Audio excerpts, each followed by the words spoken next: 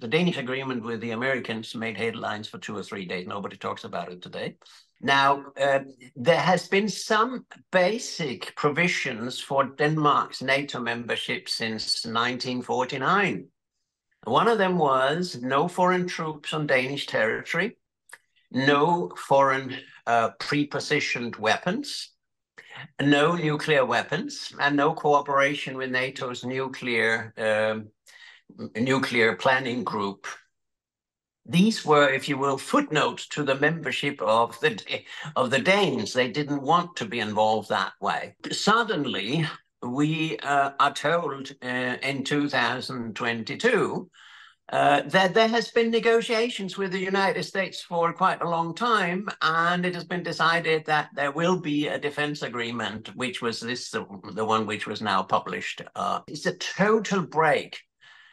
Both for Denmark, Sweden, and Finland, that the Americans will now have bases there. There have been different provisions for neutrality or whatever, that we would not have foreign troops in these countries with their weapons, etc. And the agreement is signed before it's been passed by the Danish parliament.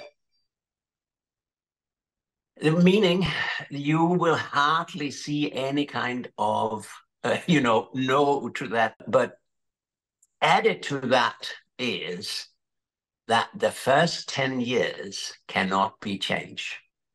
Denmark cannot withdraw from it.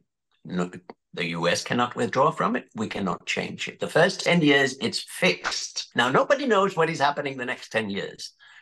So this is grossly irresponsible, a violation of the sovereign decision-making and sovereign territory of the Danes.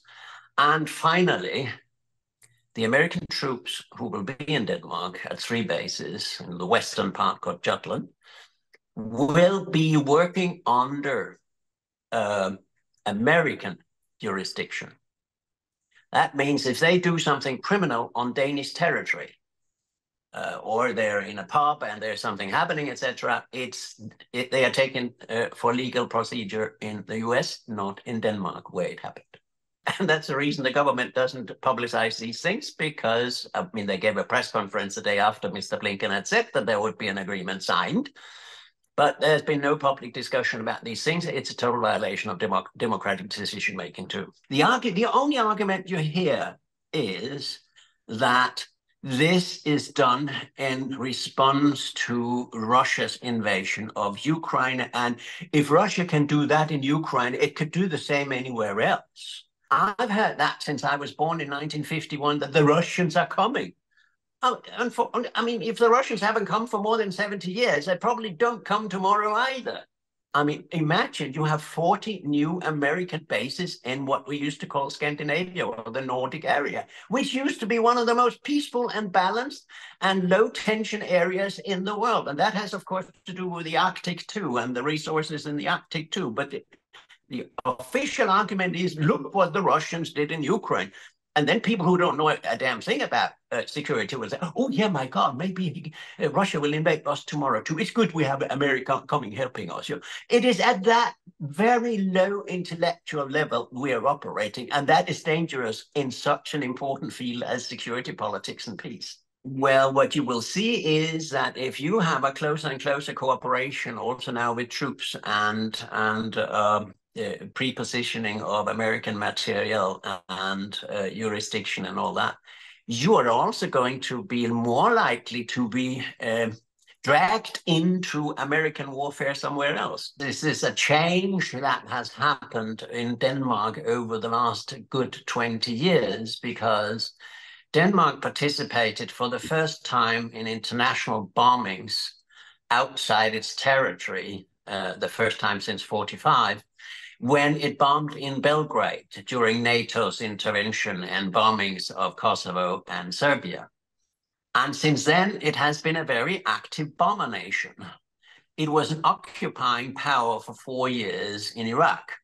It has been in and out bombing Syria.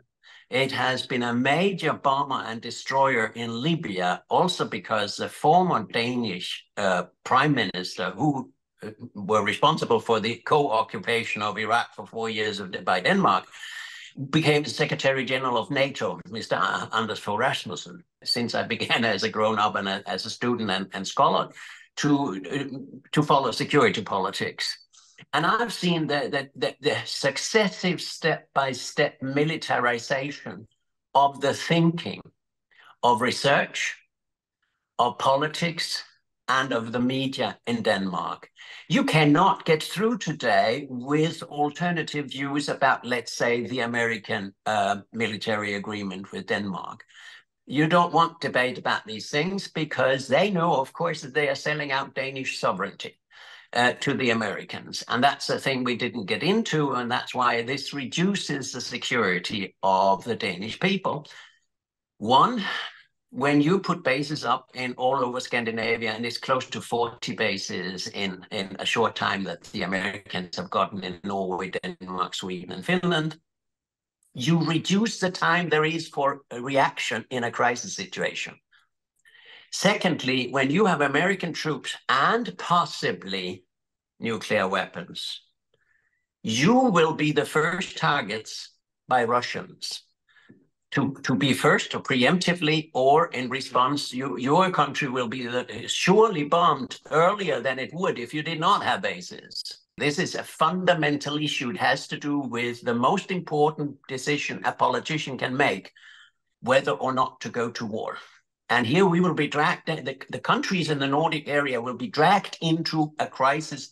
These government leaders are more loyal with the interests of Washington